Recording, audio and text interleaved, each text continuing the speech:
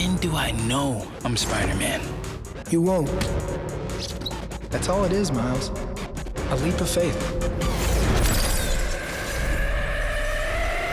This movie, from the beginning to the end, every phase of animation was a new reinvention of the process. We're trying to make a comic book come to life on screen. The thing that a comic book does best is tell a lot of story in a still image, which means that every frame is as dynamic as possible. Every panel has to express emotion, story, character. Every single frame was animated in CG and then also animated by hand.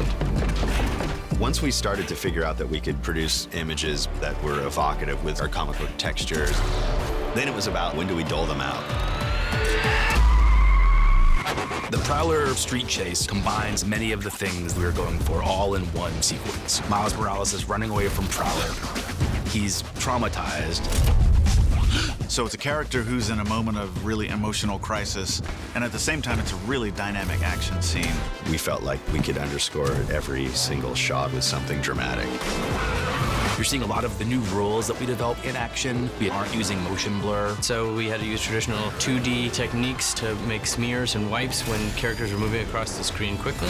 We're not using traditional depth of field. We're instead using something called color separation, which is imitating when a comic book or graphic novel is misprinted and the colors are misaligned. In that moment where Prowler's popped the tire on the truck and the red light happens and then we're skidding and then it's a collision. We go to where headlights wash them out to white drawing with black line work, a little slow motion, variable frame. And we reverse around right on his eyes and trying to really land the emotion.